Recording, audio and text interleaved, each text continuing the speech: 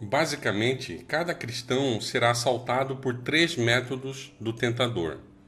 Primeiro, pelas seduções do mundo. Segundo, pelos clamores da natureza carnal. E terceiro, pelas tentações diretas de Satanás. Ninguém está seguro.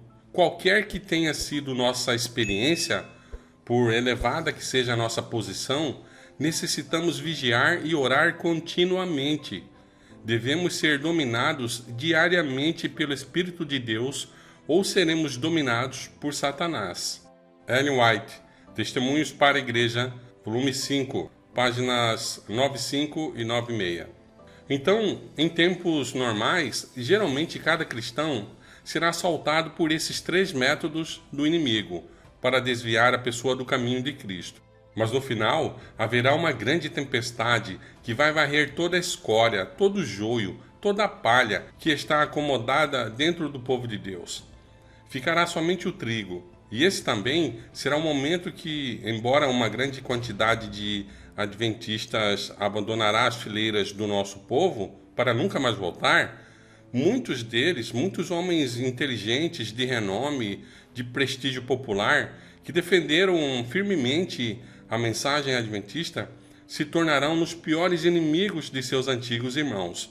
Vão encaminhar muitos à perdição, ensinando o engano, atuarão como falsas testemunhas contra seus antigos irmãos.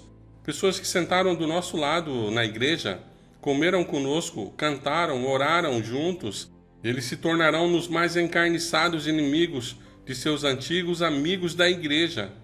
Assim, amigos vão entregar amigos, pais vão entregar filhos e filhos vão entregar pais, irmãos vão entregar irmãos, maridos vão entregar esposas e vice-versa.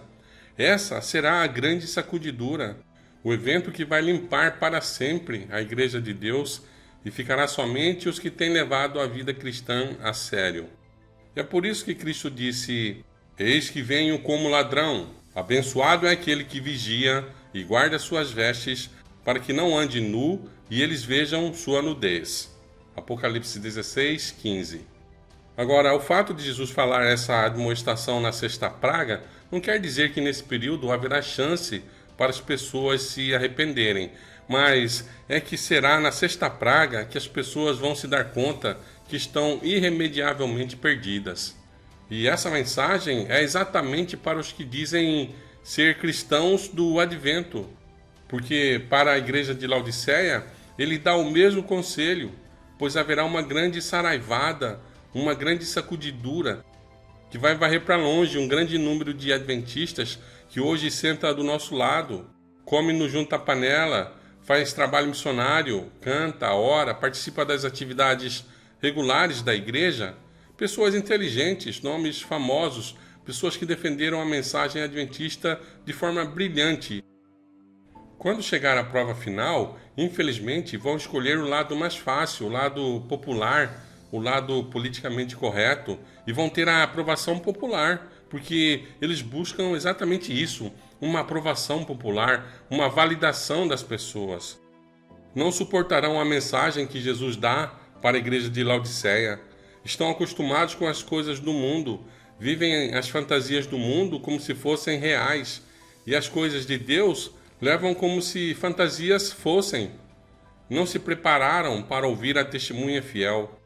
Ellen White, falando sobre a sacudidura, ela diz: Perguntei o significado da sacudidura que ouvira e foi-me mostrado que era determinada pelo testemunho direto contido no conselho da testemunha verdadeira, a igreja de Laodiceia.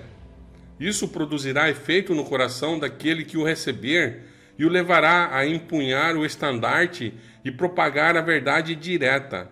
Alguns não suportarão esse testemunho direto, levantar-se-ão contra ele, e isto é o que determinará a sacudidura entre o povo de Deus. Vi que o testemunho da testemunha verdadeira não teve a metade da atenção que deveria ter. O solene testemunho de que depende o destino da igreja tem sido apreciado de modo leviano e, se não, desatendido de todo. Tal testemunho deve operar profundo arrependimento.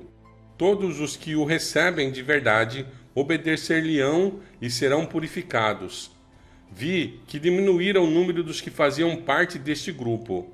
Ao serem sacudidos, alguns tinham sido arrojados fora do caminho.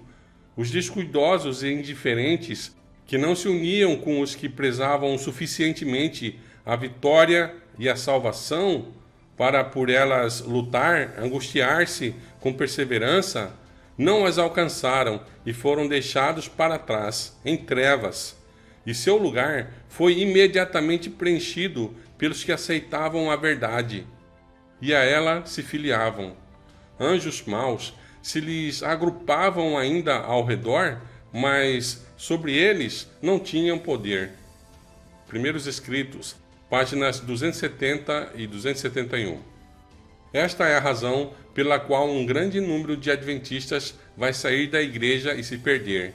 Estiveram entre o povo do advento, mas não desenvolveram, não progrediram no conhecimento, no relacionamento com a testemunha verdadeira, não deram ouvido ao testemunho dela, não levaram a sério o conselho que Jesus deu à igreja de Laodiceia, fizeram pouco caso da mensagem da testemunha fiel, desprezaram a sua admoestação.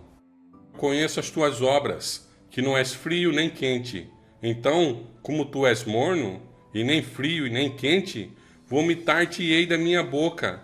Porque tu dizes, eu sou rico e cheio de bens, não tenho necessidade de nada, e não sabes que és um desgraçado e miserável, e pobre e cego e nu.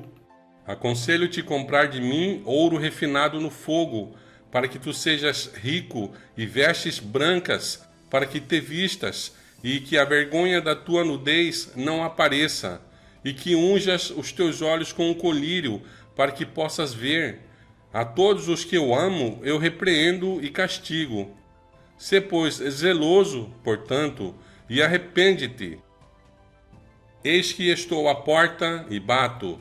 Se algum homem ouvir a minha voz e abrir a porta, virei a ele e cearei com ele e ele comigo. Ao que vencer, permitirei que assente comigo em meu trono, assim como eu também venci e estou assentado com meu Pai em seu trono. Apocalipse 3, 15 a 21.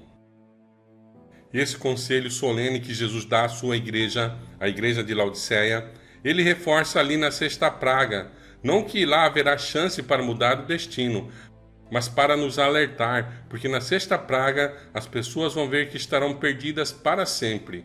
Os que apoiaram Babilônia e confiaram em seus líderes religiosos vão ver que foram enganados, mas o povo remanescente, que perseverar até o final, será salvo. No livro Grande Conflito, Ellen White diz: ao aproximar-se a tempestade, uma classe numerosa que tem professado a fé na mensagem do terceiro anjo, mas não tem sido santificado pela obediência à verdade, abandona sua posição, passando para as fileiras do adversário.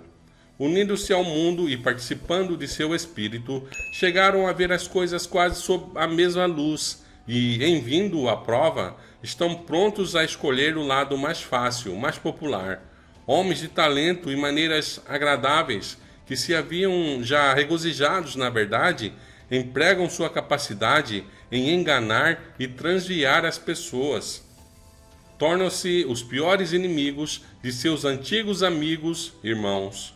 Quando os observadores do sábado forem levados perante os tribunais para responder por sua fé, esses apóstatas serão os mais ativos agentes de Satanás para representá-los falsamente e os acusar e, por meio de falsos boatos e insinuações, incitar os governantes contra eles. O Grande Conflito, página 608. Bem, então, como já vimos antes, são 3 os métodos de Satanás para afastar a pessoa de Cristo: as seduções do mundo, os clamores da natureza carnal e as tentações diretas de Satanás. Mas agora, no final, precisamos destacar 3 motivos que vai desqualificar e tirar um grande número de pessoas da lista do povo de Deus: a mundanidade, as falsas doutrinas e a perseguição. Agora, no final, muitos abandonarão a igreja por causa desses 3 motivos. As pessoas que não se prepararam, não caminharam com Cristo, não caminharam na presença de Deus, antes procuraram se deleitar com as seduções do mundo, a mundanidade entrou no seu coração e tirou todo o efeito de uma vida cristã consagrada. Outros serão varridos por falsas doutrinas.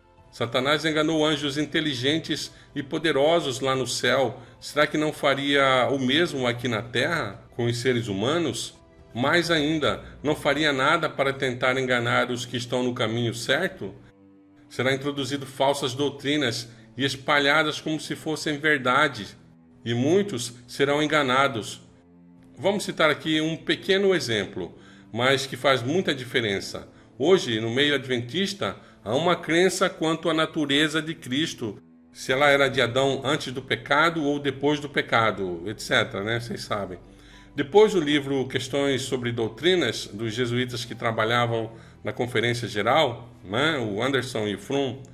Mas Ellen White tem várias citações quanto à natureza de Cristo, como esta, por exemplo, que se encontra no livro Primeiros Escritos, página 150. Ali Jesus está falando quando ele anunciou aos anjos o plano que ele e o Pai decidiram fazer para resgatar o homem. Os anjos prostraram-se diante dele, ofereceram a vida deles. Jesus lhes disse que pela sua morte salvaria a muitos e que a vida de um anjo não poderia pagar a dívida. Sua vida unicamente poderia ser aceita por seu Pai como resgate pelo homem. Jesus também lhes disse que teria uma parte a desempenhar, estar com ele e o fortalecer em várias ocasiões, que ele tomaria a natureza decaída do homem e a sua força não seria nem mesmo igual a deles e seriam testemunhas de sua humilhação e grandes sofrimentos. Primeiros Escritos, página 150. E se você fala hoje que Jesus tinha a natureza caída de Adão, porque ter a natureza caída não é pecado. Pecado é transgressão da lei de Deus. Jesus teve a natureza caída, mas não pecou. Então, se você fala que Jesus tinha a natureza caída, você é tido como um dissidente, infelizmente. Mas Jesus tinha que ter a natureza caída para servir de exemplo para nós, que mesmo com a natureza caída, é possível andar com Deus. E se ele viesse com a natureza perfeita, não serviria de nada como exemplo para nós. E ainda tem a apostasia ômega, que vai levar a muitos. Bem, e a terceira causa, o terceiro motivo que vai levar muitos a abandonar o adventismo será a perseguição e a ignomínia. Muitos não terão fé suficiente e não vão querer perder o emprego, perder a pensão, a aposentadoria, o cargo público, o salário, etc. Levar uma vida toda batalhando para conseguir o que conquistaram e não estão dispostos a abandonar suas posses, seus bens, suas propriedades, investimentos, etc. E muitos deixarão as fileiras do povo de Deus e engrossarão as fileiras do adversário. Vão ter vergonha de serem adventistas. Ninguém vai querer ser amigo de um adventista. Seremos motivos de escárnio e zombaria. Seremos cancelados. Nossa mensagem será considerada uma mensagem de odiar, você entendeu? Porque não pode falar outra palavra, né? Ser um adventista nessa época será um grande desafio. Somente os que estão exercitando sua fé desde agora encontrarão forças para atravessar esse tempo e permanecer firme, segurando a mão do nosso Mestre Jesus. O Senhor te abençoe e te guarde. O Senhor faça resplandecer o seu rosto sobre ti e tenha misericórdia de ti. O Senhor levante o seu rosto sobre ti e te dê a paz.